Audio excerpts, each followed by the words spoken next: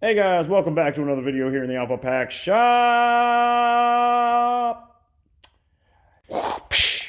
Welcome to part 3 of the 2013 Polaris RZR 800S 2.0 rebuild. And if you've been keeping up, then you already know what's going on. And then there's some more going on that you don't know about because, everything has just been going wrong for me. Anyway, in the last vid, I mentioned we had to change weights, and then ball joints, and probably something else. Well, as you can see, I've already started. And I have the clutches out. I already changed the weights to the 21-73s or 74s, whatever they are. And then this is what come out of it, guys. So these were 20-62Fs. And they're a little bit different design. They have like some material missing on the top edges of them compared to those. But anyway, these are what we're going to run that came originally in the mother clutcher now that the engine is working how it's supposed to, and it has the amount of power it's supposed to. So we're going to start there, and hopefully it'll be good. And then we have the tie type secondary. Y'all already know that. Helps with the engine braking, guys. Remember, one-way bearing here in the primary, and the tie type gives you Polaris's engine braking. Anyway, so we have the inner clutch cover off for a reason. Because when I took the clutch off to change those weights, there was a bunch of oil right here, and I also noticed that underneath the clutch cover, the inner clutch cover, it was leaking right like back here behind it. So after removing it, I saw this being wet way over here on this case edge of the seal. So what we're going to do to fix that is clean it up real good with gas or whatever, and we will use some black RTV, which is oil and gas resistant, on there, and then let it dry up, and it should be good to go. Shouldn't leak anymore. Anyway, then we will put the blue RTV on the back of that clutch cover and reinstall that with grease for the secondary seal. Anyway, so I'm going to go ahead and get these all cleaned up and ready to reinstall along with that inner clutch cover. And I'm going to throw them on there. So I'll come back when they're on, and then we'll move on to the ball joints. Here we go. So for the umpteenth time, I've cleaned up the clutches and gotten them reinstalled and torqued the primary bolt, first to 40, then to 47, and then to 50. So I'm cranking mine to 50. Whatever it says online, y'all do what you do. It says 40. Some people say 47. Some people say 50. I went with 50. The secondary bolt is 17 foot-pounds. These bolts, I did swap this to a new one. They don't like 17. I do recommend just putting some Loctite or some blue RTV on there and putting it at 15. I did this one at 17 with some blue Loctite on it, but I did feel like right at the end it was about to snap. So we'll know when I start it and rev it up and that spreads apart if that bolt breaks or not. So hopefully it doesn't, and I can put the clutch cover back on. And then that should be good to go if that stays together. Then we're going to move over here to the front, which needs new ball joints on the lower A-arms. So we are going to have to remove tires and everything and take these old whopped out, what are those from? They're orange. That's from my Ranger. So those are from my Ranger, so they're really old. So we definitely need to swap those out. I've got a little back of them right here. So we're going to swap them out. We may do all 4 of them. We'll check all of them, make sure whatever ones need to be changed, we shall change. I know there's brand new hub bearings in there, brand new brake pads and calipers. Everything else should be good to go and brand new. So got our fingers crossed. Once this is done, hopefully we can take it on the road and the alignment will stay in and everything will shift and run and go like it's supposed to. And then we can put the back on and be done with this bad boy. So let me get the front ball joints ready to go. I'll go ahead and start it for you real quick. We'll see if on camera if that secondary bolt breaks or not. Let's see. Hopefully it does not.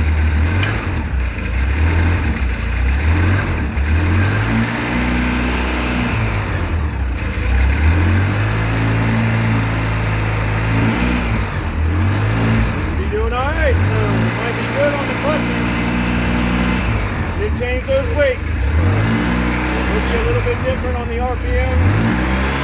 Hopefully that's a good thing. But anyway. There we go, baby. Alright. It didn't bust. So we're gonna throw that belt box cover on and call that one good to go. So on to the ball joints. Sha-sha! Front end remove so I could get the lower A-arm bolts out. You gotta pull the bolt out right here, and it would hit the plastic. So unless you cut a hole in the plastic, you got to remove it. And then after removing that bolt, I see right here how ate up it is and like chewed into the metal. And that's because, as you see, this hole is not completely round. It is elongated right here because of being loose at some point and then whopping around in there, and then it did that. It's on both sides like that. So the only like real fix I do for that is I can put a washer here, weld it up, and then it would have a new hole. But it's not so bad, I don't think, to where I can't just cinch it down really, really, really tight. And with those Garage Products bushings and those new ball joints in there, it should stay pretty good. I mean, we drive it off-road mainly, you know. So anyway, it's not going to affect it too bad. But down the road, if it gets worse than this, I will have to weld. I got the ball joints chilling, or the A-arm, excuse me. These are going to be removed after I clean them all up. These are super old. These were, I think, originals off my Ranger 900 XP High Lifter Edition. Anyway, I have some sitting here. Here's some good used ones, and then I do have some brand new ones. If these brand new, these are probably cheaps. If they don't slide in there and actually, like, you know, fit real well, I will then probably use these heavy-duty American Star Racing ones I had. So we're going to get on that, get that done, and put the new ball joints in. Here we go. Got those lower ball joints done, guys. So those are good and nice and tight. I got the lower A-arm where it bolts to the frame all snugged up and greased up, good to go. While I was in here, there's a steering rack boot right here on this passenger side. It had a big hole in it, and I actually had one. So I went ahead and changed that out while I was in here. I greased the lower shock bushings as well. Everything snugged up, good to go, tight, and ready for a test. And to see we got to let the suspension settle, and then we'll check the alignment when we get back. While I was in here also, I went ahead and adjusted the Fox podiums down 12 clicks from max to see if that helped a little bit with the super stiffness of this thing. I don't have the rear on because we aren't putting that on until we are certain this sucker is good to go, because that is a pain to take in and out by yourself. So we're going to go down the street and check that alignment when we get back, and hopefully it's good. If not, we'll adjust, and then hopefully after we adjust it the last time, it'll stay. Let's go for a rip. All right, Oreo, are you ready to go for a ride? You like to go for a ride? Let's go. Come on. Oh, he's excited, guys. As you can see, I got it out here. We got everything knocked out as for right now. We got the lower ball joints swapped out with some good ones. And we got the Garage Products bushings all greased up, and this bolt is snugged down super tight and in a groove. I'm hoping it doesn't move at all. It wasn't when I was shaking everything, so hopefully it stays. I greased up the lower shock bushings while I was in here. I also adjusted all the Fox podiums down 12 clicks from max while I was in here to soften it up a little bit. This here steering rack boot on the passenger side had a rip in it, so I went ahead and put a new one on it that I had sitting over here. And the lights are back on, you know, front end's good. The back ain't on because, you know, we're not doing that until very end. That is the last thing. Everything else looks nice and tight and good to go, bro. So we are going to take it down the street and hope the alignment stays in alignment. If not, we'll adjust and go from there. But once we do a couple adjustments, if it's needed, it should stay. So let's try that out. We'll be right back. All right, guys, so we've gone around the block and we've ended up back here behind the shop, and I figured we might as well test out the four-wheel drive and all that and just kind of creepy crawl a little bit back here. And I figure I'd bring y'all along with me. Here we go. Let's put it in low. It's warmed up ish. We got good oil pressure, as you can see. 23.9. Here we go. I'm in two-wheel drive. Let's try four. Low. Here we go.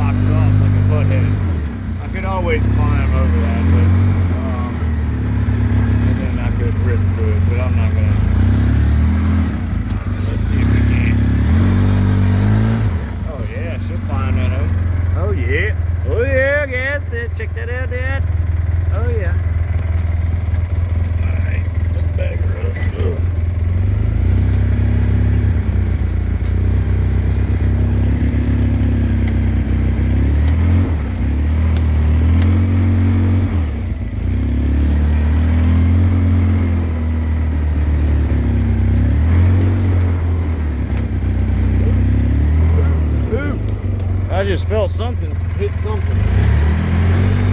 Possibly the,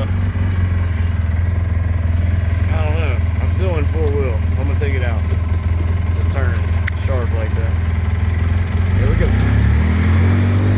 Just cruising around in the woods a little bit.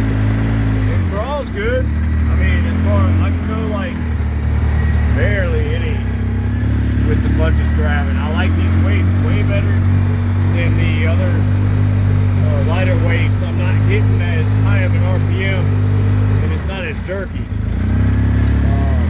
I can get a lot more speed out of it too, it seems.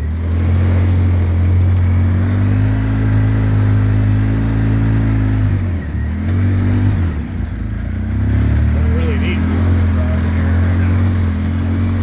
Good. Anyway, yeah, it's doing all right. Motor sounding okay. Y'all hear something? I don't, but motor sounds okay.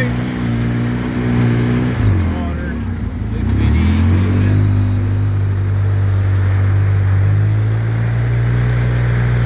Very soon.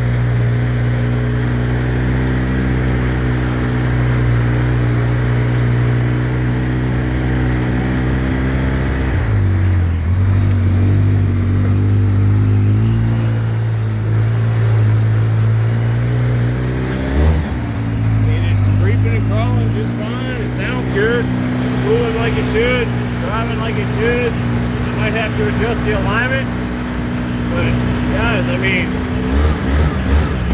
other than that, I think we're doing all right. I'm happy about that. So, we might be able to put the back on soon.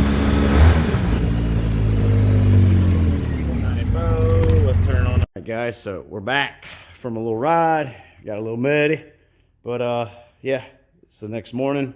I went ahead and checked the alignment, and we were off a little bit. So I'm using the string method to adjust my tires, and we seem to be good now. It's just to where it's touching here on the fronts, on the back sides of the tires, on both sides. So we're gonna lock it down, and this should be as good as I can get it right now.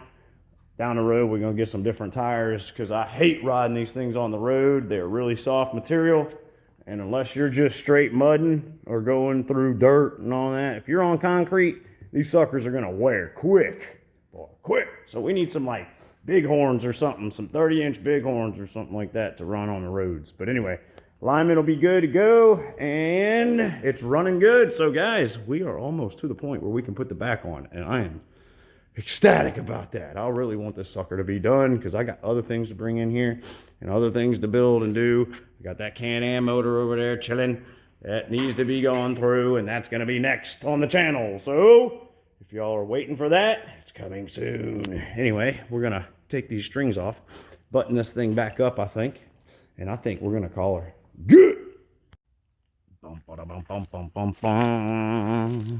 I went ahead and took care of finishing it up, guys. I threw the back on, even though I said I wasn't going to, just to get it done and get that sucker out of the shop. So y'all let me know down in the comments what you think of the RZR 800S 2.0 rebuild we have just finished up over here. Got the snorkels on. I did not run my vent lines where I'm going to. This is just temporary. Here's the fuel tank vent line over here. I'm probably going to reroute all my vents and whatnot. But anyways, yes, it's time, guys. Time to where we can go put hours on it, go ride it around, get Liam in it, you know, show him how we want to keep them RPMs up and keep the temps down and whatnot for the first, you know, lots of miles. So we're going to, yeah, have some fun. Oreo's ready to go. Boom, she cranks right up, guys. Let's go around the shop right quick. One more little rip. I already warmed her up just a little bit getting out of the shop. Here we go. We're in reverse. Yep. The back makes it a lot quieter, I know that, than it was. Here we go. Those doors are rattling a lot. Alright, low gear. Almost looks like the oil pressure's a little high. It was up to the 60s.